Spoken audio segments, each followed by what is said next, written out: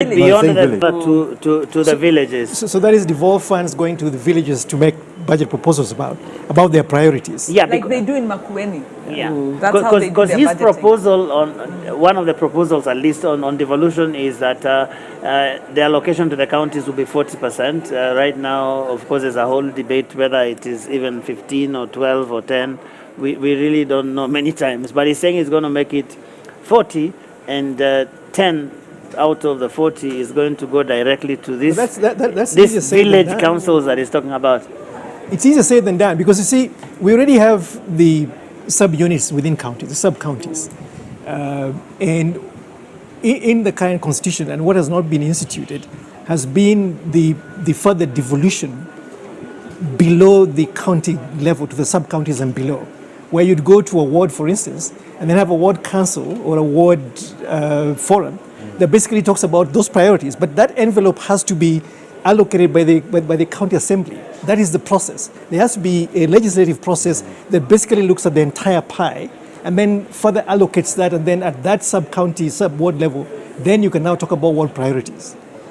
Otherwise, the whole thing becomes very unwieldy. And then what is the level of preparedness, preparation, training, capacity building for villagers to be able to do this? I think sometimes we need to be very careful of this fantastical thinking, because this is serious stuff.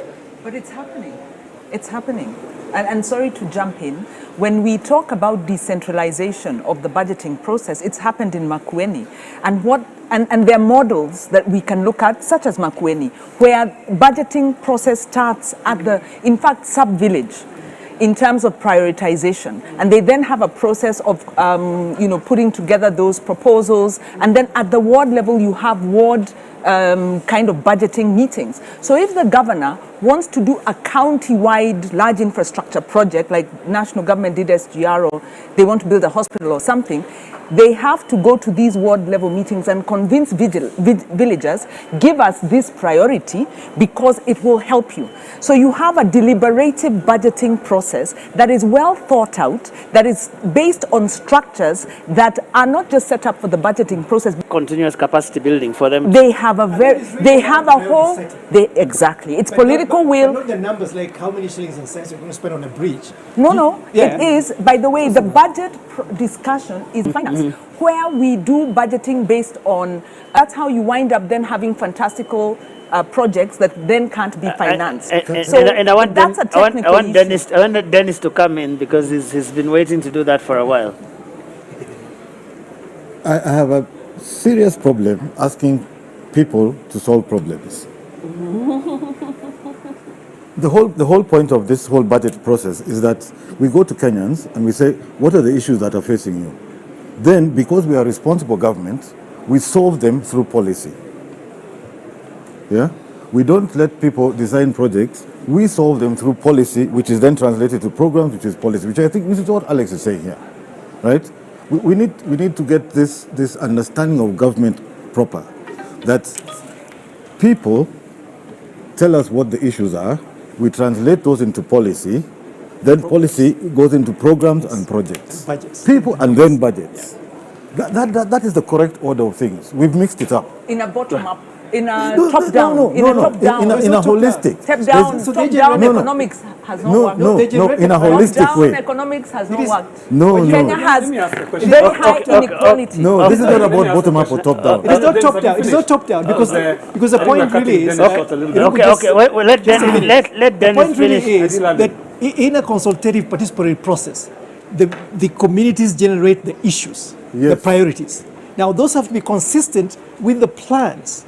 We looked at the Bolivia system. They have a two-track system. They have a policy system and they have a project prioritization system. And you set up the process so that you can balance the issue that you're raising. But the point is, you do not have public participation, and then government or politicians come and torpedo the wishes of the public. Out on another question, perhaps we can listen. I have a comment. I think, having been in a number of county level conversations in my own community, one of the things that I really find frustrating is that we are asked, what do you want? And then you get a laundry list, right? Exactly. Now, what people don't tell you is what is available in the budget envelope. Because ultimately, budget making and policy making is trade-offs of choices. if you're not given the information, how do you participate in the trade of those decisions? What ends up happening is a group of policy makers or budget makers sitting somewhere in a very small room, very far from the rest of the public, make the decisions. We are essentially providing just the fodder, but the actual processing is done by somebody else. I think until we get to a point where we actually have people being able to work out what is the budget for the Kilimani ward, what is the budget for the Nairobi County, and actually start there. What do we want to provide? Let us make the choices, and then have the budget makers essentially formulate the budgets so that essentially we can hold them accountable to that. That's the problem. Wow. Dennis, had you finished? No, I think that's exactly it. I think the point is this, that, and in fact, I'll agree with Wanjiru on one thing and disagree with Alex. This is why devolution is important. Devolution is important because we are now starting to realize that the most important person for me is my guy at the ward. Yeah, the MCA. My MCA. Then maybe my MP, maybe my governor, and actually this thing we're sitting about doing here is the last one. Let's be honest. Yeah? I'm more interested in my But we get it. I mean, many people would say that Dennis, don't get me wrong. the stakes usually appear higher up here. That's why people fight and so kill and at a political level, I think devolution is important, and this is why this bottom-up thing works at a political level. But our devolution is still, I think what Alex is saying, economically inefficient. Yeah, so I'm not against devolution. It's economically What inefficient I'm at the moment. saying is that the architecture of the devolved structures is problematic. We need to think about how we do this, because there are many ways, as they say, to skin a cat. We've chosen the most expensive way to do it, and it is hemorrhaging public resources. A lot of that money is wasted. I have substantiate the hemorrhage. Let me give you a very clear example. I once sat on a plane with a governor to Hong Kong, and he told me that he could run his county with 50% of the resource that he receives. He gave me an example of his MCAs going to Kisumu to write on a 3-day retreat, to write him half a page of a memo. I'm just giving you some examples. And he also told me... But you see... No, let Alex finish. Just give me a minute. So that is a live... And the governor is a second-term governor. He's going to leave. And he told me that this is a shared perspective by many of his colleagues, that the process of checks and balances and accountability are still very weak in the current phase of the regime of implementing devolution. Now, what I'm talking about is we need to strengthen that. I'm not against devolution. I'm really for more money to devolution. What I'm saying is that we just need to be very careful that it is still very early days and we need to strengthen those structures of accountability, but also the execution capacity within the counties. A case in point is that you have a CEC and one chief officer to run agriculture, no extension support. But then how will you get capacity without resources? No, because what I'm saying, we just need to go back and think hard about the architecture of the devolution. That's what I'm saying. Well, I just a small point, and I apologize for, we have even moved off maybe the other issues, but the point is with devolution, I agree with you in terms of there's been a lot of waste. That money that is being wasted by the MCAs should go into service delivery. Now that is the same case replicated at the national level, whereby we are saying devolution is not the problem. Our problem is the lack of accountability by our political leaders. So back to the question. That's what I've been saying. The question I'm not saying it's a problem. So in fact, we're in agreement. We need more money to counties. We need it to be accountable at the county level and also at the national level. And that is the big question. How do we solve that? Because we're looking at some of the impacts of devolution. Right now, we have a drought. I think the worst drought in 40 years. And I was given some figures by my colleagues from Oxfam, and they were reminding us, they told me, say this, 4.2 million Kenyans are facing starvation in Kenya. I mean, we readily forget that when we are not on the front line. 90% of open water sources are drying up. They've got maybe 2 or 3 months of water left. That's the magnitude of the crisis. Juxtapose that with the waste, because the figures that we've lost through corruption are estimated from 700 billion to 1.2 trillion per year in terms of waste. So the issue of accountability or corruption, has to be measured in terms of the cost on human life.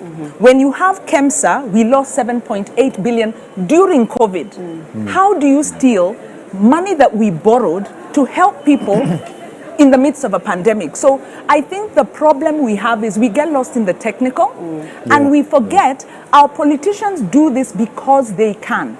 And it's our politicians and it's some people in levels of government where they're able to subvert our budget processes to enrich themselves at the expense of Kenyans who are losing their lives because of corruption. And that is the issue. Okay. Let's move on to something that I've seen a lot of politicians talk about, which is the whole thing of the gender question, the two-thirds and all of that. And one of the proposals from Agano is perhaps not too detailed, but talking about implementing it in appointive positions, ensuring that happens, but also enhancing access to government procurement opportunities, reservation to youth, women, persons living with disability to 40%. I think it's currently 30%.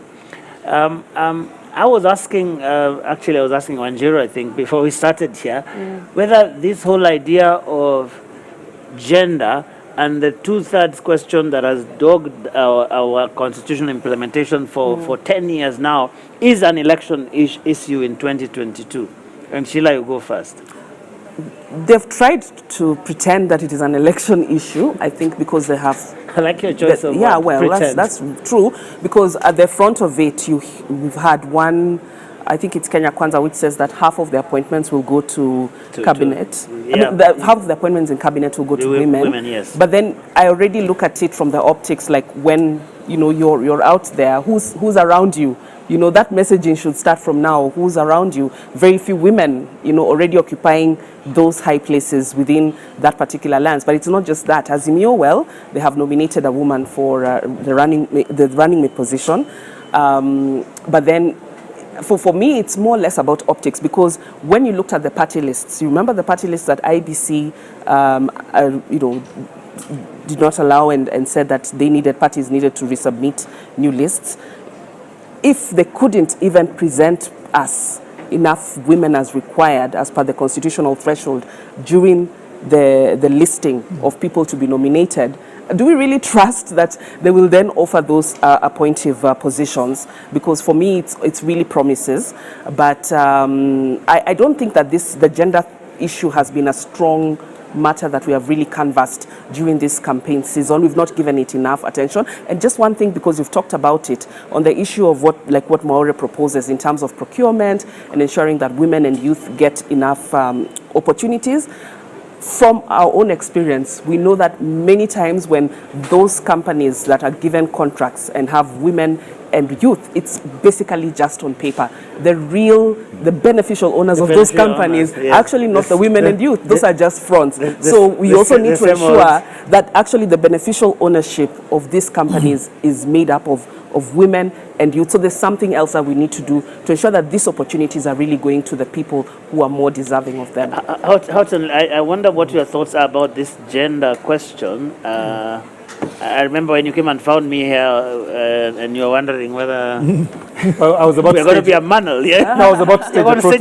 It was only a like manel, right? So fortunately we have two very very articulate women on the panel, as well as the three articulate, somewhat articulate men. No, I think there are a number of issues. I think the political representation of women is critical, right? And it is not even a matter for debate. It is a constitutional threshold that we must meet. The fact of the matter is we're not going to meet it in this election. So I think there is a crisis coming up the other side of the election.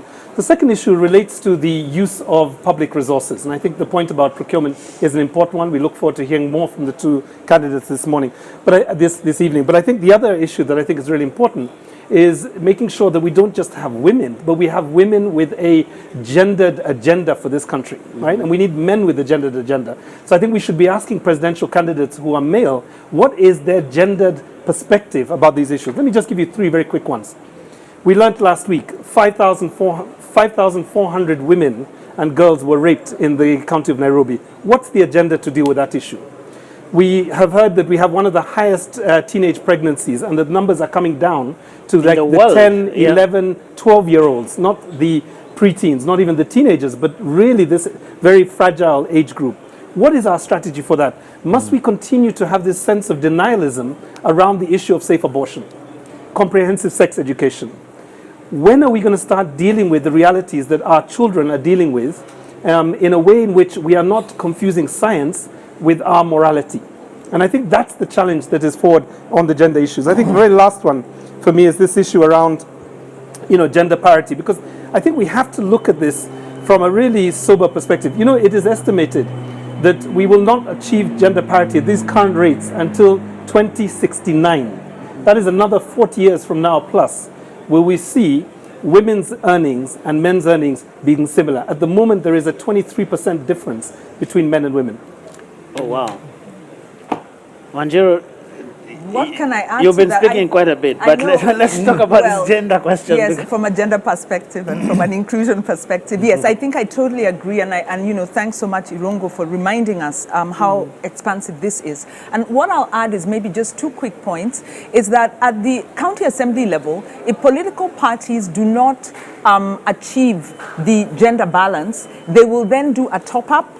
And that top-up because the county assemblies must have a 2/3 representation.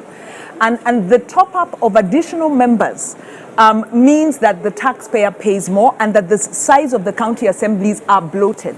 So there's a game that political parties play where they field as many male candidates as they can. And were it not for the IBC racking their knuckles in terms of the nomination list, it would even be worse. So one, the failure to respect the rule of law and the failure to embrace the gender agenda and paying lip service to it costs us in economic terms. The second is we did a study on AGPO, and we found that much as you have preferential procurement for youth, women, and persons with disabilities, the thresholds, of course, are not being met by any stretch. But we also found numerous cases where women were saying they have to give sexual favors. They're being extorted in terms of sexual favors to be able to get the contracts, to be able to get the credit financing that they need.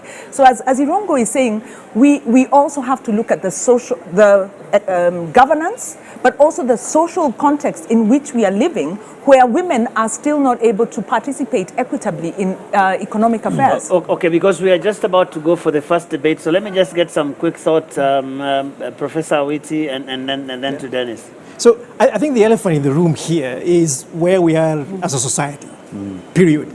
The place of women in our society, in the way we are socialized, has still not moved up even one notch. We're basically trying to apply constitutional and legal frameworks as band-aid to a deep, primordial cultural problem, the place of women in society. This has to come up as a movement. You've got to mobilize the senses of men and women out there to basically move the political needle on this one. Otherwise, we're going to be crying out here the whole time with legislation that we can't enact, constitutional provisions that we cannot basically implement. ODM, for instance, carte blanche just renominated all of its MPs in Western Kenya. They had a chance there to make 50% of those women. They didn't do it. So, and the way Martha Karua's nomination as presidential running mate of a major candidate was greeted by UDA colleagues was just shameful.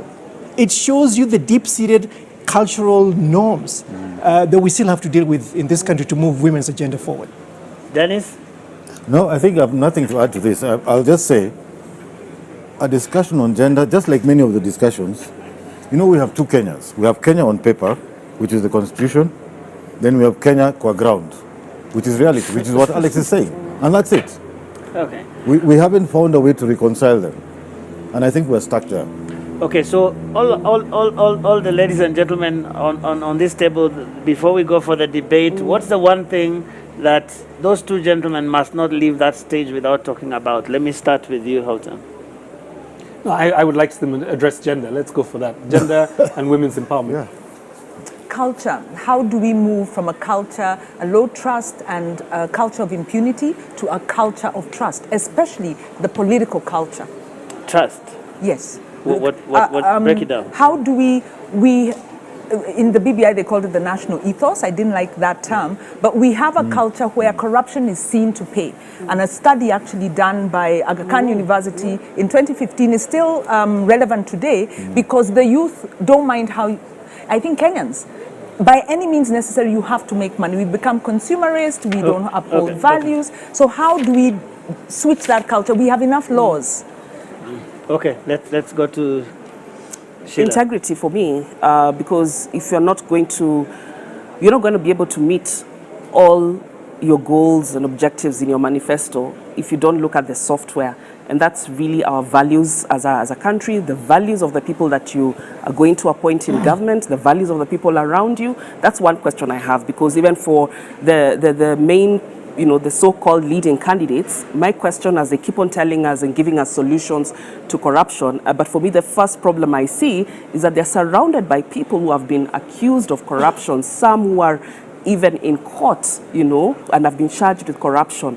And so my question therein is, how much do you care about integrity and the values that are so well articulated in Article 10 of our Constitution if you're going to not really consider this as you look at, appointing and propping up people who are going to be part of your campaign and possibly part of your government? Professor Odinga? Mine is two issues. One is public institutions. Strengthening accountability of public institutions to the public. They should not leave that stage without talking about how they're going to address that. Because the erosion of the efficacy of public institutions is the reason why we're here today as a country. Where we're now talking about, say, Mwaure should not say that he wants to bring in asset recovery into his office. Let's strengthen public institutions in the places where they are and not reconsolidate power in the office of president. The second one is public debt. But right now we have a lot of independent institutions that are not working. But how are they going to strengthen them? They should focus on strengthening existing public institutions. Public debt now constitutes about 68% of public liability, 68% of GDP. We need to get Dennis one thing, then we just go. No, mine very quick, since we've all said this. Balancing the budget. Balancing the budget. Okay, let's balance the time here as well, because right now we are taking that break that will lead us into the first debate of the evening. That is a debate between the Agano presidential candidate David Wahiga Mwaure and the Roots presidential candidate Professor George Wajakoya.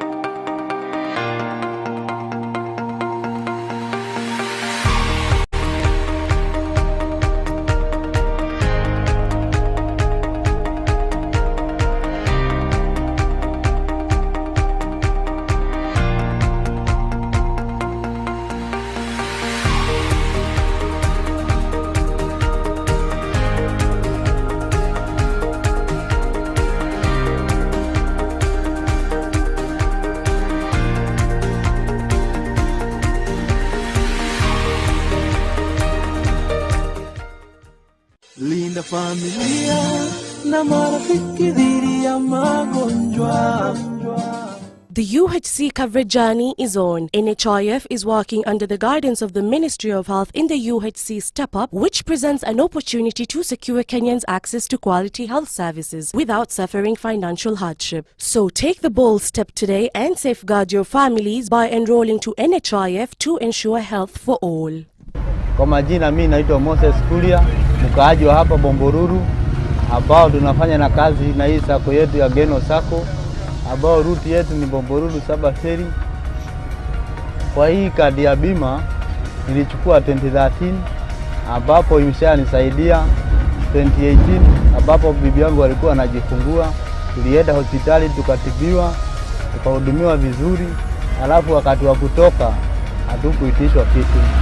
Kwa hivyo ningemhimiza makondakta wote na madriver wajiandikishe kwa hii bima yetu, ambapo itakuwa inawasimamia. Linda familia na marafiki dhidi ya magonjwa. Leaders don't need to have all the answers. Ordinary people often do. If leaders would just listen. The death penalty breaches human rights, in particular, the right to life and the right to live free from torture or cruelty. The death penalty is a symptom of a culture of violence and not a solution to it. My name is Wilson Kinywan. I am a lawyer by profession. I specialize in human rights and criminal law. I became a lawyer after suffering an innocent conviction that almost got me executed. The reason I do not support death penalty, imagine you execute somebody today and tomorrow you realize you've executed the wrong person. What amount of remedy can bring such a person back to life, back to his family and children? Government, let's abolish death penalty.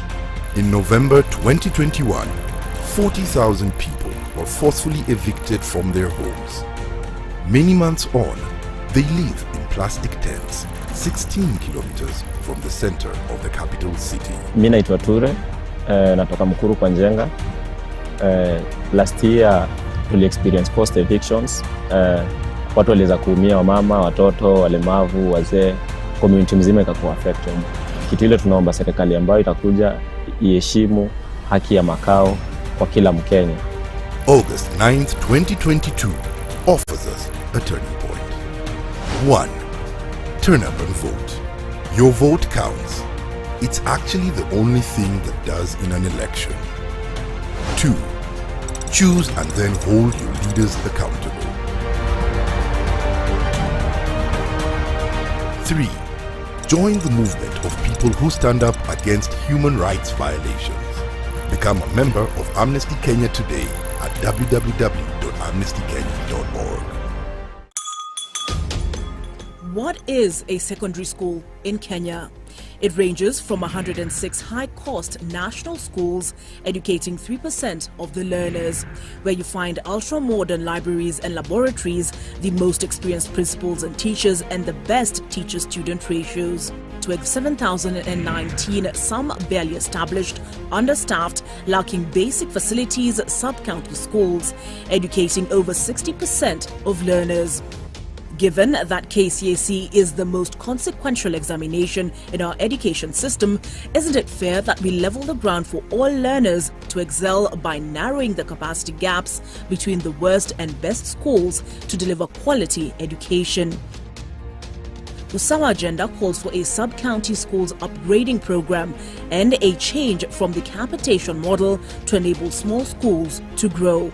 Without these, SDG 4 is a false promise to most Kenyan children. My core experience can be summarized in a nutshell as one of transformation. I think once I joined this campus, I didn't have a vision of where I wanted to be. I didn't know who I was and what I wanted to do with my life. And I feel like the environment and the people who've mentored me along the way have enabled me to find out who I am and have helped me figure out where I want to go in this life. They have a good quality education, which I 100% vouch for. Enroll at Catholic University of Eastern Africa for courses in nursing, law, business, economics, computer science, education, community health and development, actuarial science, international relations, counseling psychology, regional integration and theology. September intake ongoing at Langata and Eldoret campuses. Email admissions@quer.edu or visit quer.edu. Quer for innovative, marketable graduates. Karibu Kam. By offering market linkages, networking opportunities, and technical assistance, Kenya Association of Manufacturers assists its members to grow and scale up their businesses. Join us and let us work together to grow the manufacturing sector. Becoming a CAM member is as easy as 1, 2, 3.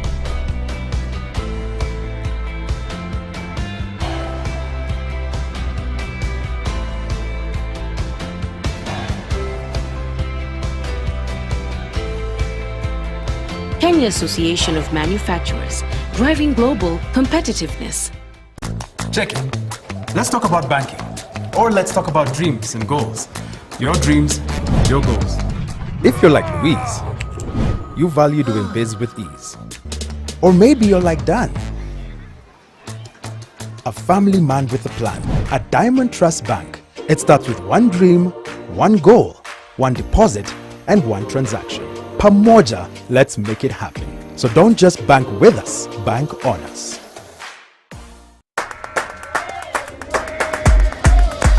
Najivunia sana kwa Mkenya kwa sababu ni nchi ya amani. Naweza tembea Kenya yote bila kusumbuliwa. Kenya is one country that is most admired because of marathon runners.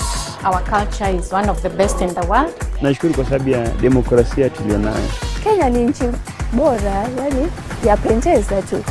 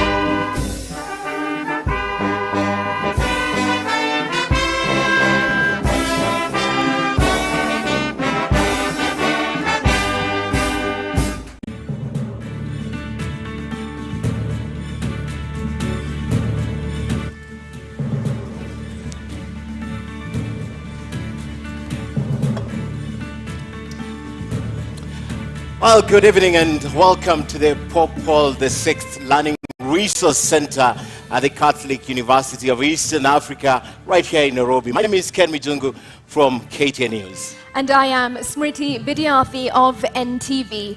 Welcome to the first of two presidential debates between the four presidential candidates cleared to run for president in the forthcoming election.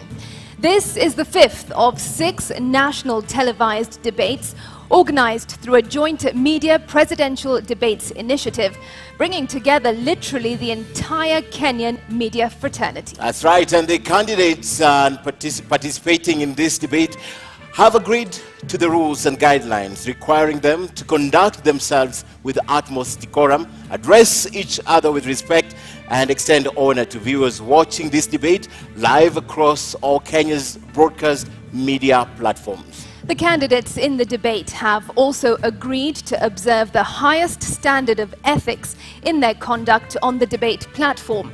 The candidates are not permitted to carry or refer to their mobile phones or to wear any listening devices, including earphones.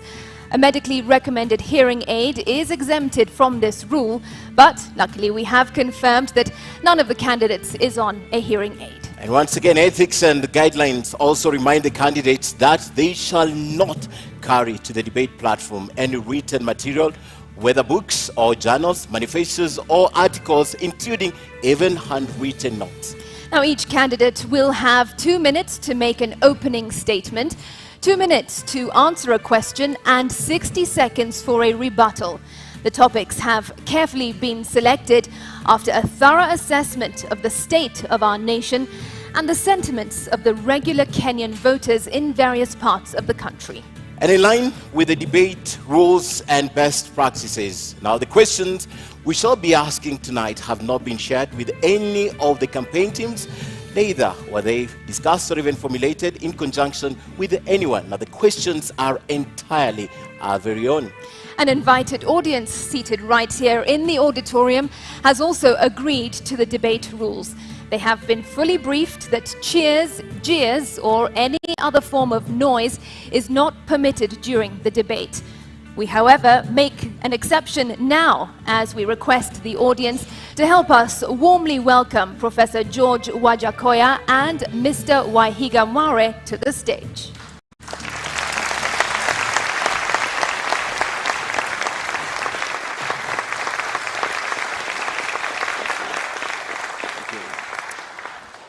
Thank you so much, and from the outset, we'd like to state that Professor George Wajakoya was in the vicinity of the debate auditorium, and he could also be around, but he has elected not to participate in this debate tonight. But the show must go on. That's right. Welcome, Mr. Wahiga, to this debate. Thank you for honoring your invitation. You have 2 minutes to make your opening statement. Thank you for this invite. Nice meeting you, Simriti. Thank you, Ken. My name is David. I am a father, I'm a husband, I'm a lawyer by profession. I'm an ordained minister of the gospel. I'm the party leader of Agano party, and as it's obvious now, I'm one of the four persons who are running for presidency this year. Let me start by recognizing all of you who are present here, Wanjiku and every Kenyan who is listening. Let me also pass greetings of peace to my running mate, to my competitor who is not here, and to the others. I would also like to take the earliest opportunity to pass my condolences to the people who are involved in the Nithi Bridge accident. We have lost a lot of Kenyans as I stand here to talk about the future. But let me end with the few seconds remaining, and because I'm alone, I hope I will be extended a few seconds, to say that I am here as an anti-corruption crusader. I am here as a friend of the people of Kenya and the people of the universe. I am here as a person, a man of peace. We are at a very defining moment in Kenya. For me, the elections of 9th August are very defining. 59 years after independence, we still have to discuss, we still have to find out what we need to do with this nation going into the future. Because the question begs answers. Why is it that 59 years after independence, Kenyans cannot afford not even a single meal per day? Why is it that 59 years after independence, we have such high cost of living than we have had before? Why is it that 59 years after independence, we have such high level of unemployment? And why, 59 years after independence, are we so indebted than we've never done before? And yet, those we were born together with, those we obtained independence with us, a number of them, and many of them, have gone on ahead. And right now, they are fast worlds, they are even competing with greater nations. Mr. Wahiga, thank you. Your 2 minutes was up, and we did accord you a few more seconds since you are alone. Why, Mr. Wahiga, does a man of the cloth, a man of God, want to get deeper into politics here in Kenya and be the president of this nation? You know, leadership is part of what, if I go spiritual, God created. And in my faith, the Christian faith, we say all leadership comes from God. And He gives men and women here on earth the determination, the wherewithal to choose who He may lead. But I'm not just a man of cloth. I'm a lawyer by profession and a senior lawyer, senior counsel by virtue of years, with that 9 years to my belt. Not only that, like I have said, I am a person who has lived and watched in this nation, read the history of this nation, read the histories of other nations. And I am here because also the Constitution allows me, I fit the bill to come and run for presidency. But I come again as a new person in this area. This is my second stab at the president, but I've not been there before. But I'm here because I believe the elections of 9th August require a new person, a new bloom, a clean person. we need to change if this nation will go forward. That's why I come in as a man of cloth as well.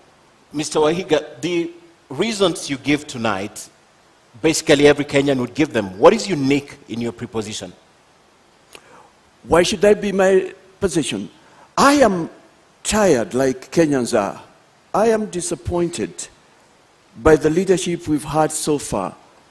I am also one of those Kenyans who've sat back and watched at the leadership that again wants to come back. A lot of us out there and Kenyans are saying, why do we have to recycle them? I'll tell you what leadership is all about. And because I'm a man of the cloth as well, and the cloth reflects who I am. I'm a little disappointed, and doubly disappointed that my competitor couldn't come in. If he would have come in, he would have come in a durag, because that represents who he is. This represents my inner me.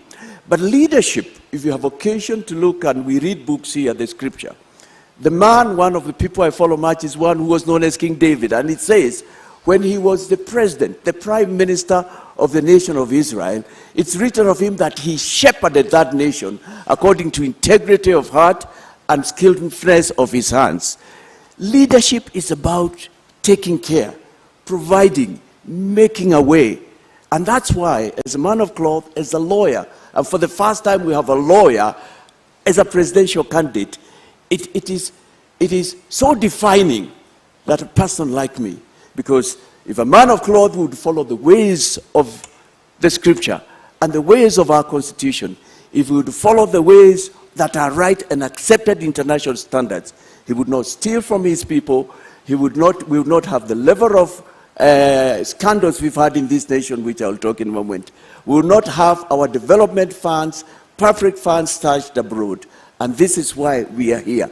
Poor 59 years. Yep. But nations that we got independence with, and I can just mention two, Singapore, South Korea, smaller nations than ourselves, nations with people who are equally gifted like Kenyans are gifted.